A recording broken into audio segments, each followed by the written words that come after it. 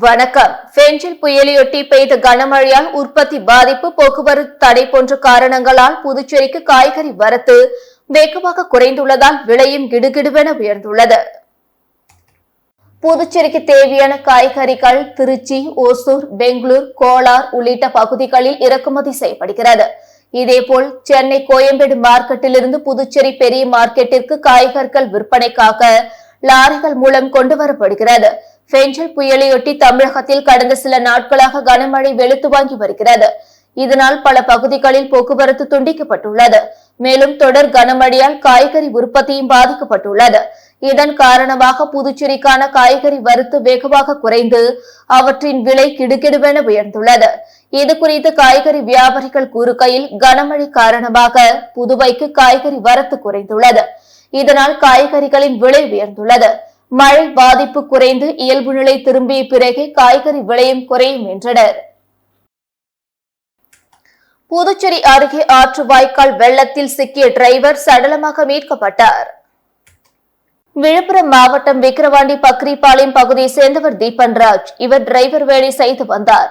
இவருக்கு திருமணமாகி மனைவி 2 பிள்ளைகள் உள்ளனர். கடந்த 1ஆம் தேதி இவரும் உறவினர்கள் பிரபாகரன் என்பவரும் புதுவையில் பெய்து வந்த மழையை பார்க்க இருசக்கர வாகனத்தில் புறப்பட்டு வந்துள்ளனர். அத்திப்பட்டு சுத்திக்கேணி ஊசுடு வாய்க்கால் அருகே அவர்கள் வந்தபோது தீபன்ராஜ் இயற்கை உபாதை கழிக்க அங்குள்ள வாய்க்கால் பகுதிக்கு சென்றுள்ளார். நீண்ட நேரமாகியும் அவர் திரும்ப வராததால் பிரபாகரன் அவரை தேடி சென்றுள்ளார். அங்கு அவரை காணவில்லை. அதனைத் தொடர்ந்து வாய்க்கால் தண்ணீரில் அவர் அடித்து செல்லப்பட்டிருக்கலாம் என்ற சந்தேகம் எழுந்தது. இதனை அடுத்து அவர் உறவினர்களுக்கும் சேதராப்பட்டு காவல் நிலையத்திற்கும் தகவல் தெரிவித்தார். இதனை அடுத்து சேதராப்பட்டு போலீசார், தீயணைப்பு வீரர்கள் வந்து தேடும் பணியில் ஈடுபட்டனர். ஆனால் அவர் கிடைக்கவில்லை. இந்நிலையில் 3வது நாளாக நேற்று தீயணைப்புத்துறை வீரர்கள் வந்து படகு மூலம் ஆற்று வாய்க்காலில் இறங்கி தீவிரமாக தேடி வந்தனர். இதற்கிடையில் இன்று காலை 10 கண்ணு அருகே தீபன்ராஜ் சடலமாக மீட்கப்பட்டார். இதையடுத்து போலீசார் சடலத்தை மீட்டு பிரேத பரிசோதனைக்காக புதுவை அரசு மருத்துவமனைக்கு அனுப்பி வைத்தனர். தொடர்ந்து போலீசார் இது தொடர்பாக வழக்கு பதிந்து விசாரணை நடத்தி வருகின்றனர். புதுச்சேரியின் முக்கிய நீர் ஆதாரமான ஊசுடு ஏரி நிரம்பிய நிலையில் பூஜை செய்து மதகை திறந்து வைத்த அமைச்சர் சரவணன்குமார் புயலில் பணியாற்றிய அரசு அதிகாரிகளுக்கு வாழ்த்து தெரிவித்தார். புதுச்சேரியில் பெஞ்சல் புயலால் பெய்த அதிக கனமழையின் காரணமாக வெள்ளம் ஏற்பட்டது. புதுச்சேரி மாநிலத்தின் முக்கிய நீர்நிலைகளில் ஒன்றான ஊசுடு ஏரி புதுச்சேரி மற்றும் தமிழ்நாட்டின் பகுதிகளில் 800 ஹெக்டேர் பரப்பளவில் அமைந்துள்ளது. இதில் 390 ஹெக்டேர் புதுச்சேரி பகுதியில் அமைந்துள்ளது. ஊசுட்டேரியின் மொத்த நீர்பிடிப்பு பகுதி 15.54 சதுர கிலோமீட்டர். ஏரிக்கரையின் மொத்த நீளம் 7.275 கிலோமீட்டர். ஊசுட்டேரியில் 540 மில்லியன் கன அடி நீர் தேக்கி வைக்க முடியும். இந்த ஏரி தற்பொழுது கனமழை காரணமாக நிரம்பி வருகிறது. தொடர் மழை காரணமாக வீடூர் அணை தற்பொழுது திறக்கப்பட்டுள்ளதால் சங்கரபரணி ஆற்றில் தண்ணீர் வர துவங்கியுள்ளது. இந்நிலையில் 10 கண்ணு பகுதியில் உள்ள ஏரி அருகே உள்ள மதகின் ஷட்டரை கற்பூரம் ஏற்றி மந்திரங்கள் கூறி திறந்து வைத்து மலர்களை தூவி அமைச்சர் சரவணன்குமார் உபரி நீரை வெளியேற்றினார். தொடர்ந்து பத்திரிகையாளர் சந்திப்பில் பேசுகையில், பெஞ்சல் புயலில் பணி செய்த அரசு ஊழியர்கள் மற்றும் பணி செய்த அனைத்து தரப்பினருக்கும் வாழ்த்து தெரிவித்தார். இந்நிகழ்ச்சியில் பொதுப்பணித்துறை அதிகாரிகள், தொகுதி பாஜக நிர்வாகிகள் உட்பட பலர் உடனிருந்தனர். புதுச்சேரியில் புயல் மழையால் பாதிக்கப்பட்ட கிராம பகுதிகளையும் நிவாரண முகாம்களில் தங்க வைக்கப்பட்டுள்ள மக்களையும் முதலமைச்சர் ரங்கசாமி நேரில் பார்வையிட்டு ஆய்வு செய்தார். பேரிடர் நிவாரணம் வழங்க கோரியும் மத்திய குழுவை அனுப்பி வைக்க மீண்டும் கடிதம் எழுதப்படும் என முதலமைச்சர் ரங்கசாமி தெரிவித்தார்.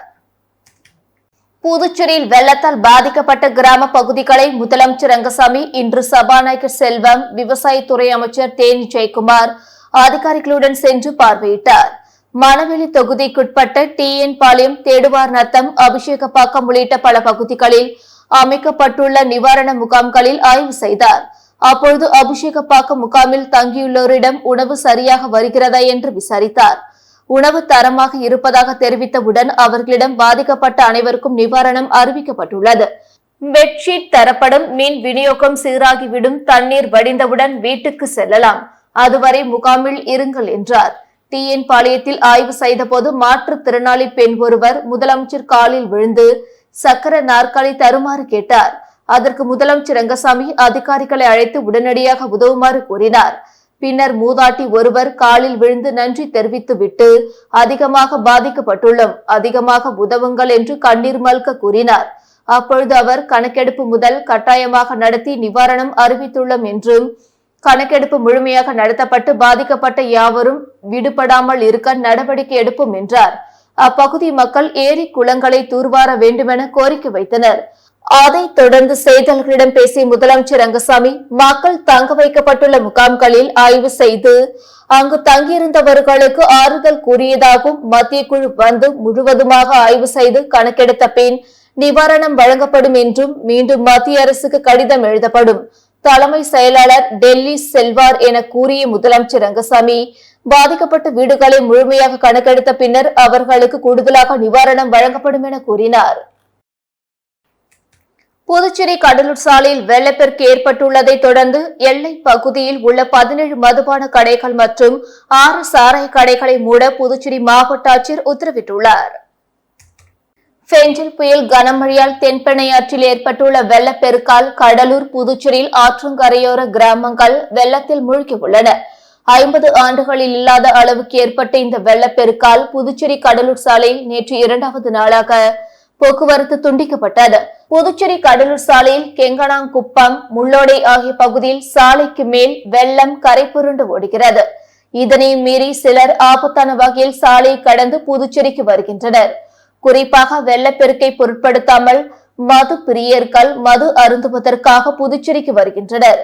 இதனால் உயிர் சேதம் ஏற்பட வாய்ப்பு இருக்கிறது. எனவே புதுச்சேரி எல்லை பகுதியில் இயங்கி வரும் மது கடைகளை தற்காலிகமாக மூடுமாறு கடலூர் மாவட்ட நிர்வாகம் புதுச்சேரி அரசிடம் வலியுறுத்தியுள்ளது. இதையடுத்து முள்ளோடை, கன்னியக்கோவில், சோரியாங்குப்பம், உச்சிமேடு ஆகிய பகுதிகளில் இயங்கி வரும் 17 மதுக்கடைகள், 6 சாராய கடைகள் மூட புதுச்சேரி மாவட்ட ஆட்சியர் குலந்துங்கன் உத்தரவு பிறப்பித்துள்ளார்.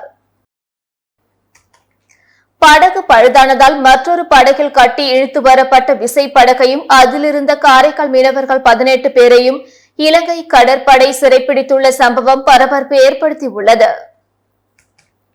காரைக்கால் மாவட்டம் கீழகாசாக்குடி மேடு மீனவ கிராமத்தை சேர்ந்த பால்மணி என்பவருக்கு சொந்தமான மீன்பிடி விசைப்படகில் மோகன்குமார், மாணிக்கவேல், செல்வநாதன், சக்திவேல், தமிழ்மணி உள்ளிட்ட 18 மீனவர்கள் கடந்த 2ஆம் தேதி அதிகாலை காரைக்கால் மீன்பிடி துறைமுகத்திலிருந்து கடலுக்கு மீன்பிடிக்க சென்றனர்.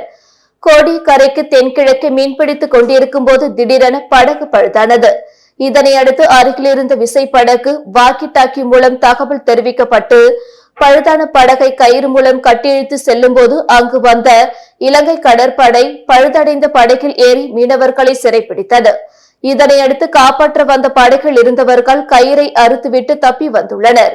இலங்கை கடற்படையால் சிறைப்பிடிக்கப்பட்ட மீனவர்களை மீன்பிடி விசை படகுகளை உடனடியாக விடுவிக்க மத்திய மாநில அரசுகள் நடவடிக்கை எடுக்க வேண்டுமென மீனவர்கள் மத்திய மாநில அரசுகளுக்கு கோரிக்கை விடுத்துள்ளனர். பெஞ்சல் புயல் காரணமாக கடந்த 10 நாட்களுக்கு மேலாக மீனவர்கள் கடலுக்கு செல்லாமல் இருந்த நிலையில் கடலுக்கு சென்ற மறுநாளே இலங்கை கடற்படையால் காரைக்கால் மீனவர்கள் கைது செய்யப்பட்டிருப்பது மீனவ கிராமங்களில் சோகத்தை ஏற்படுத்தியுள்ளது. இலங்கை கடற்படை சிறைப்பிடித்த 18 மீனவர்களை மீட்க வேண்டுமென மத்திய அமைச்சருக்கு புதுவை முதல்வர் கடிதம் அனுப்பியுள்ளார். இலங்கை கடற்படையால் கைது செய்யப்பட்ட காரைக்கால் தமிழகத்தை சேர்ந்த 18 மீனவர்களை மீட்க கோரி வெளியுறவுத்துறை அமைச்சர் ஜெய்சங்கருக்கு முதல்வர் ரங்கசாமி கடிதம் எழுதியுள்ளார்.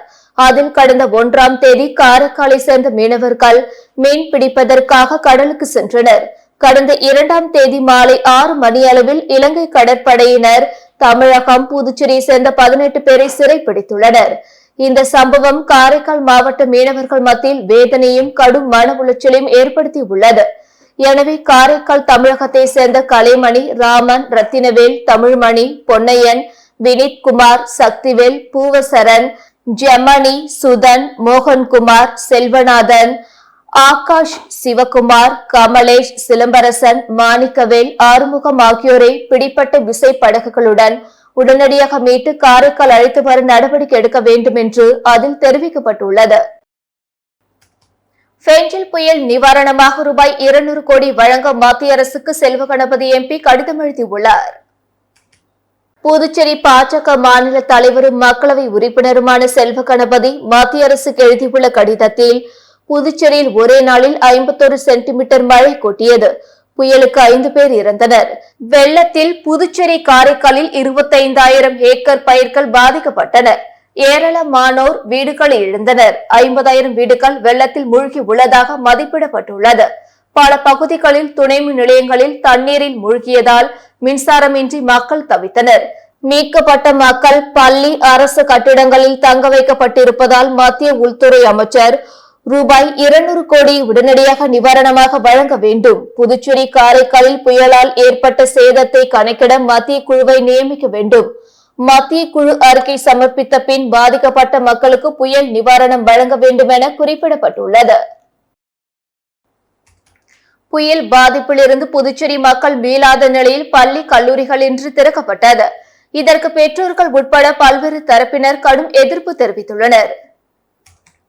பெஞ்சல் புயல் காரணமாக பெய்த வரலாறு காணாத மழையால் புதுச்சேரி வெள்ளக்காடானது. நகர பகுதியில் உள்ள தாழ்வான பகுதிகளில் வெள்ளம் சூழ்ந்தது. 1000க்கும் மேற்பட்ட மோட்டார் சைக்கிள்கள், 500க்கும் மேற்பட்ட கார்கள் மழையில் மூழ்கிய நிலையில் அதனை சரி செய்ய வாகனங்கள், பழுது பார்க்கும் கடைகளில் வாகனங்கள் வரிசை கட்டி நிற்கின்றன.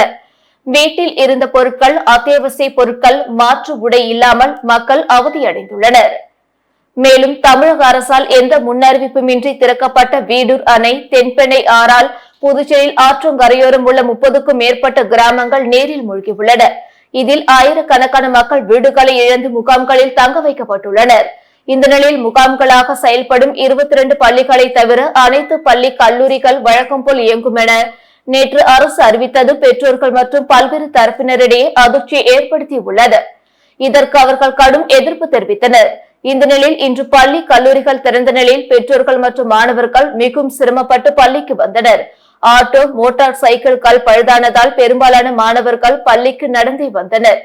பெற்றோர்கள் மற்றும் மாணவர்களின் நலன் கருதி பள்ளி மற்றும் கல்லூரிகளுக்கு 2 நாட்கள் விடுமுறை அளிக்க வேண்டும் என கோரிக்கை குரல் எழுந்துள்ளது.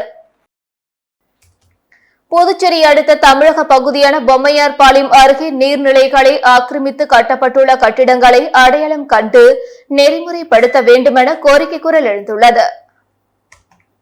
பெஞ்சல் புயல் மற்றும் கனமழையின் காரணமாக பொம்மையார்பாளையம் மற்றும் அதன் சுற்றுவட்டார பகுதிகளில் மழைநீர் தேங்கியது. இதனால் ராஜராஜேஸ்வரி மகளிர் கல்லூரி அருகே உள்ள பெரிய பாளையத்தம்மன் ஓடை இந்த கனமழையால் நிரம்பியது. மழை, வெள்ளம் போன்ற பேரிடர் காலங்களில் ஏற்படும் மழைநீர் பெரிய பாளையத்தம்மன் ஏரியிலிருந்து பொம்மையார்பாளையம் பெருமாள் கோயில் அருகே உள்ள வாய்க்கால் வழியாக கடலுக்கு மழைநீர் செல்ல வேண்டும். தற்பொழுது வாய்க்காலில் ஏற்பட்டுள்ள அடைப்பின் காரணமாக மழைநீர் கடலுக்கு செல்ல முடியாமல் அங்கேயே தேங்கி நின்றது. ஏரியில் இருந்து வரும் ஓடையின் ஓரங்களில் ஆக்கிரமிப்புகளால் கட்டப்பட்ட வீடுகளால் மழைநீர் பள்ளத்தை நோக்கி ஓடிவர முடியாமல் அங்கேயே குளம் போல் தேங்கி வீடுகளுக்குள் மழைநீர் புகுந்தது. ஓடையில் செல்ல வேண்டிய மழைநீர் நாலாபுறமும் காட்டாற்று வெள்ளம் போல பாய்ந்தது. ஈசிஆர் சாலை ஒட்டியுள்ள பொம்மபுர ஆதீன மடத்தின் காம்பவுண்ட் சுவரை உடைத்துக் கொண்டு மழைநீர் மடத்துக்குள் புகுந்தது. இதனால் மடத்தை சுற்றி அமைக்கப்பட்ட 7 அடி உயரம், 86 அடி நீளம் கொண்ட காம்பவுண்ட் மதில் சுவர் சரசரவென கீழே விழுந்தது. மழைநீர் மடத்துக்குள் புகுந்து அங்குள்ள பொருட்கள் அனைத்தும் நாசமாகின. எனவே ஏரி, ஓடை ஒட்டியுள்ள பகுதிகளை ஆக்கிரமிப்பு செய்துள்ள கட்டிடங்களை அடையாளம் கண்டு வருவாய்த்துறையினர் நெறிமுறைப்படுத்த வேண்டுமென சமூக ஆர்வலர்கள் கோரிக்கை விடுத்துள்ளனர்.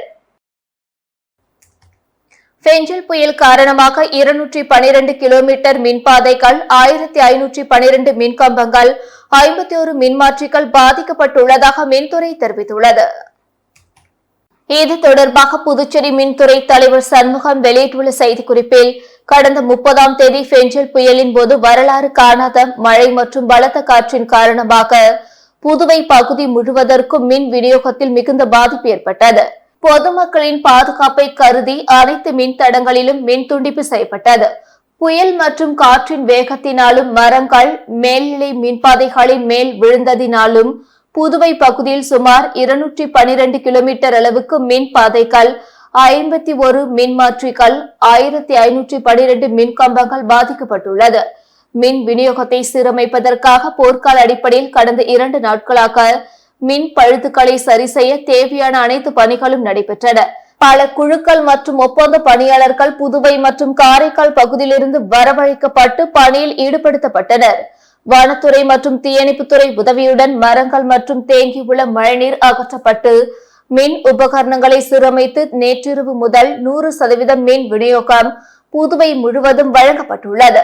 கடந்த 29ஆம் தேதி மழை ஆரம்பித்தவுடன் முன்னெச்சரிக்கையாக அனைத்து மின்மாற்றிகளும் நிறுத்தி வைக்கப்பட்டது. இதனால் மின் விபத்து எதுவும் ஏற்படாமல் தவிர்க்கப்பட்டது. மின்துறையோடு சீரமைப்பு பணிகளில் ஒத்துழைப்பு நல்கிய பொதுமக்களுக்கு நன்றியை தெரிவித்துக் கொள்கிறோம் என்று அவர் கூறியுள்ளார். புதுச்சேரியில் புயல் மற்றும் வெள்ளப்பெருக்கால் 35 வருவாய் கிராமங்களை சேர்ந்த 2.80 லட்சம் பேர் பாதிக்கப்பட்டுள்ளதாக தகவல்கள் தெரிவிக்கின்றன. புதுச்சேரி பிராந்தியத்தில் புதுவை தாலுகாவில் 12, உழற்கரை தாலுகாவில் 8, வில்லியனூர் தாலுகா 39, பாகூர் தாலுகா 22 என மொத்தம் 81 வருவாய் கிராமங்கள் உள்ளன. இந்நிலையில் புதுச்சேரியில் பெஞ்சல் புயல் மற்றும் வரலாறு காணாத மழையால் நகர பகுதியில் ஒயிட் டவுன், கிருஷ்ணா நகர், வெங்கடா நகர், சாரம், ரெயின்போ நகர், நடேச நகர் உள்ளிட்ட பகுதிகளில் மழைநீர் சூழ்ந்தது. அப்பகுதியில் ஒரே நாளில் மழைநீர் வடிந்து தற்பொழுது பொதுமக்கள் இயல்பு வாழ்க்கைக்கு திரும்பியுள்ளனர். இருப்பினும் சாத்தனூர் அணை திறப்பால், தென்பெண்ணை ஆற்றிலும், வீடூர் அணை திறப்பால், சங்கரபரணி ஆற்றிலும் வெள்ளப்பெருக்கு ஏற்பட்டு ஆற்றங்கரையோரம் உள்ள கிராமங்களில் நேற்று முன்தினம் முதல் வெள்ள நீர் சூழ்ந்துள்ளது. இதையடுத்து கிராமங்களில் வெள்ளத்தில் தத்தளிக்கும் மக்களை மீட்கும் பணி நடைபெற்று வருகிறது. ஒட்டுமொத்தமாக புயல், மழை மற்றும் வெள்ளப்பெருக்கு காரணமாக புதுச்சேரி நகரம் மற்றும் கிராமங்களில் உள்ள 35 வருவாய் கிராமங்களை சேர்ந்த 2,80,000 பேர் பாதிக்கப்பட்டுள்ளனர். 90 தேசிய பேரிடர் மீட்பு படையினர், 140 ராணுவ வீரர்கள், 4000 அரசு ஊழியர்கள் 4வது நாளாக மீட்பு பணிகளில் ஈடுபட்டுள்ளனர். இதுவரை 30,000 பேர் மீட்கப்பட்டுள்ளனர். புதுவை முழுவதும் உள்ள 208 முகாம்களில் 15,000 பேர் தங்க வைக்கப்பட்டுள்ளனர். நெற்பயிர், வாழை, மணிலா, காய்கறி என 5,527 ஹெக்டேர் பயிர்கள் மழைநீரில் மூழ்கி சேதமடைந்துள்ளதாக தகவல்கள் தெரிவிக்கின்றன. அம்பேத்கர் அரசு சட்டக் கல்லூரியில் காலியாக உள்ள முதுகலை சட்டப்படிப்பு இடங்களுக்கான மாப் ஆஃப் கவுன்சிலிங் வரும் 6ஆம் தேதி நடைபெற உள்ளது. அம்பேத்கர் அரசு சட்டக் கல்லூரியில் முதுகலை சட்டப்படிப்பு மற்றும் முதுகலை பிரெஞ்சு சட்ட பட்டய படிப்புக்கான 2024-2025 ஆண்டு மாணவர் சேர்க்கைக்கான கலந்தாய்வு கடந்த 16ஆம் தேதி நடந்தது. இதில் முதுகலை சட்ட படிப்பில் 4 இடங்களும், முதுகலை பிரெஞ்சு சட்ட பட்டய படிப்பில் 5 இடங்களும் காலியாக உள்ளது. இந்த இடங்களை நிரப்புவதற்கான மாப் ஆஃப் கவுன்சிலிங் வரும் 6ஆம் தேதி அம்பேத்கர் அரசு சட்டக் கல்லூரி வளாகத்தில் நடக்கிறது. எனவே முதுகலை சட்டப்படிப்பில் ஆர்வமுள்ள மாணவர்கள் வரும் 6ஆம் தேதி காலை 11 மணிக்கு முதுகலை பிரெஞ்சு சட்ட பட்டய படிப்பில் ஆர்வமுள்ள மாணவர்கள் மதியம் 2:30 மணிக்கு தேவையான அனைத்து அசல் சான்றிதழ்களுடன் கலந்து கொள்ளலாம். இதில் விண்ணப்பிக்காத தகுதியான விண்ணப்பதாரர்களும் பங்கேற்கலாம் என குறிப்பிடப்பட்டுள்ளது. மின்கட்டணம் மற்றும் குடிநீர் வரி உள்ளிட்ட அனைத்து வரி செலுத்துவதற்கு கால நீட்டிப்பு வழங்க வேண்டும் என கோரிக்கை குரல் எழுந்துள்ளது. புயல், கனமழையால் புதுச்சேரியில் பலத்த சேதம் ஏற்பட்டுள்ளது. மின் நுகர்வோர்கள் வீடு, வர்த்தகம், தொழிற்சாலை, விவசாயம் உள்ளிட்டவை அக்டோபர் மாத மின் கட்டணத்தை வரும் 20ஆம் தேதிக்குள் கட்ட வேண்டிய நிலை உள்ளது. தமிழகத்தில் புயல், மழையால் பாதிக்கப்பட்ட கடலூர், விழுப்புரம் உள்ளிட்ட மாவட்டங்களுக்கு மின் கட்டணங்களை செலுத்த தமிழக அரசு கால நீட்டிப்பு வழங்கியுள்ளது.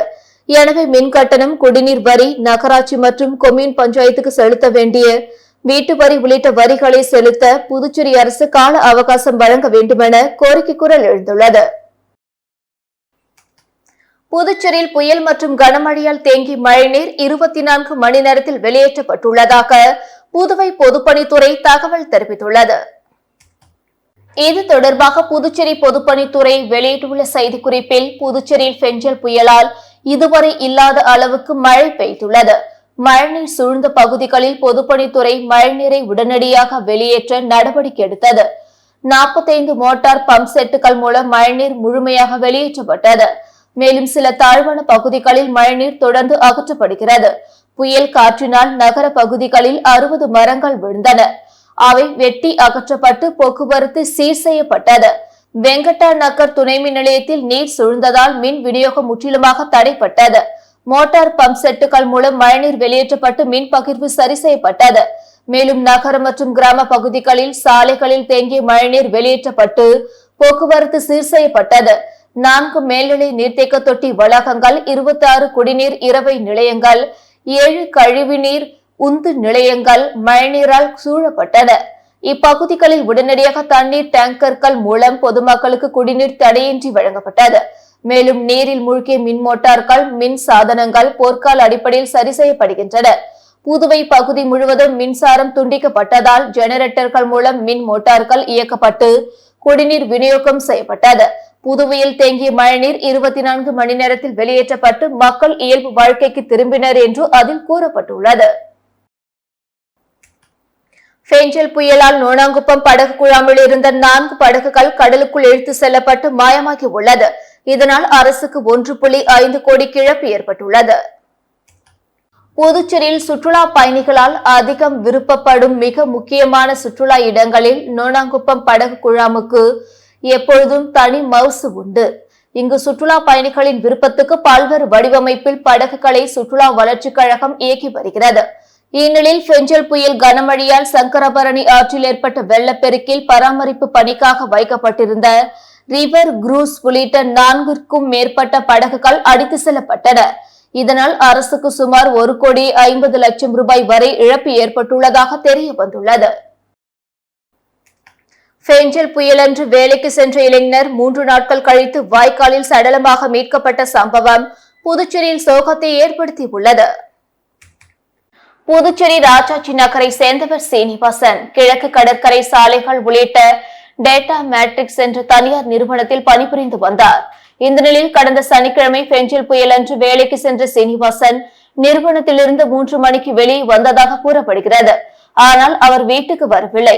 இதனால் அச்சம் அடைந்த அவரது குடும்பத்தினர் பல இடங்களில் தேடிய பிறகு லாஸ்பேட்டை காவல் நிலையத்தில் புகார் அளித்தனர்.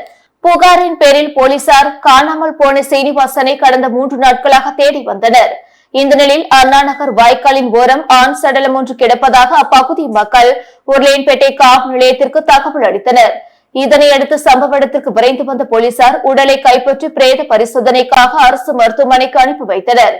போலீசார் விசாரணையில் வாய்க்காலில் சடலமாக கிடந்தது சீனிவாசன் என்பது தெரிய வந்தது. புயல் காரணமாக மழை வெள்ளத்தில் அடித்து செல்லப்பட்டு இருந்தாரா அல்லது வேறு ஏதேனும் காரணமா என போலீசார் பல்வேறு கோணங்களில் விசாரணை மேற்கொண்டு வருகின்றனர். வேலைக்கு சென்ற இளைஞர் 3 நாட்கள் கழித்து சடலமாக மீட்கப்பட்ட சம்பவம் புதுச்சேரியில் சோகத்தை ஏற்படுத்தியுள்ளது. புதுச்சேரியில் 5 நாட்களுக்கு பிறகு பள்ளிகள் இன்று திறக்கப்பட்ட நிலையில் உருளையன்பேட்டை தொகுதிக்குட்பட்ட பள்ளிகளில் மழை பாதிப்பு குறித்து தொகுதி எம்எல்ஏ நேரு ஆய்வு செய்தார். புதுச்சேரியில் புயல் மற்றும் கனமழை காரணமாக பள்ளி கல்லூரிகளுக்கு 5 நாட்களுக்கு மேல் விடுமுறை அளிக்கப்பட்டிருந்த நிலையில் இன்று பள்ளி கல்லூரிகள் திறக்கப்பட்டன. இந்த நிலையில் உருளையன்பேட்டை தொகுதிக்குட்பட்ட பகுதிகளில் ஏதேனும் வெள்ள பாதிப்புகள் உள்ளதா, பள்ளிகள் மேல் தளத்தில் ஏதேனும் நீர்க்கசிவு உள்ளதா, பள்ளிகள் சரிவர நடைபெறுகிறதா என்று தொகுதி சட்டமன்ற உறுப்பினர் நேரு இன்று ஆய்வு மேற்கொண்டார். இந்த ஆய்வின் போது மனிதநேய மக்கள் சேவை இயக்க நிர்வாகிகள் உட்பட பலர் உடனிருந்தனர். அரியாங்குப்பம் அருள்மிகு ஸ்ரீ ஐயப்பன் திருக்கோவிலில் 21ஆம் ஆண்டு பிரம்மோற்சவம் கொடியேற்றத்துடன் துவங்கியது. புதுச்சேரி அரியாங்குப்பம் கொம்யூன் அருள்மிகு ஸ்ரீ ஐயப்பன் திருக்கோயிலில் 21ஆம் ஆண்டு மகோற்சவ விழாவை முன்னிட்டு இன்று கொடியேற்றத்துடன் தொடங்கியது. முன்னதாக காலை 6 மணிக்கு கணபதி ஹோமத்துடன் தொடங்கி ஸ்ரீ கன்னிமூல கணபதி, ஸ்ரீ மஞ்சமாதா, ஸ்ரீ ஐயப்பன், ஸ்ரீ பெரிய கருப்பணசாமி, ஸ்ரீ சிறிய கருப்பணசாமி, ஸ்ரீ கருப்பாயி அம்மன் ஆகிய சாமிகளுக்கு அபிஷேக ஆராதனைகள் செய்து மகா தீபார்த்தனை காண்பிக்கப்பட்டு காலை 10 மணி அளவில் கொடியேற்றும் விழா மிக விமர்சையாக நடைபெற்றது. அதனைத் தொடர்ந்து ஐயப்ப பக்தர்களின் சிறப்பு பஜனை நடைபெற்றது. விழாவில் சபாநாயகர் செல்வம், சட்டமன்ற உறுப்பினர் பாஸ்கர் என்கிற தட்சிணாமூர்த்தி, முன்னாள் அரசு கொறடா அனந்தராமன் ஆகியோர் கலந்து கொண்டு சாமி தரிசனம் செய்தனர். விழாவில் கலந்து கொண்ட அனைத்து பக்தர்கள் மற்றும் பொதுமக்களுக்கு அன்னதானம் வழங்கப்பட்டது.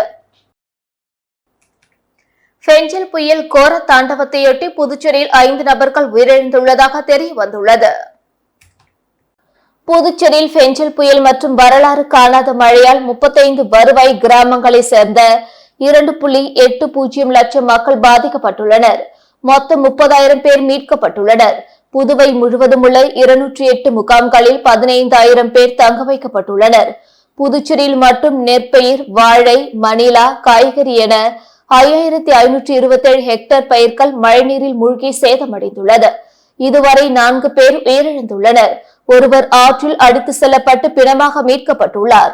மேலும் சிலர் உயிரிழந்துள்ள நிலையில் அவர்கள் குறித்த விவரம் சேகரிக்கப்பட்டு வருகிறது. 361 பேர் வெள்ளத்தில் சிக்கி காயமடைந்துள்ளனர்.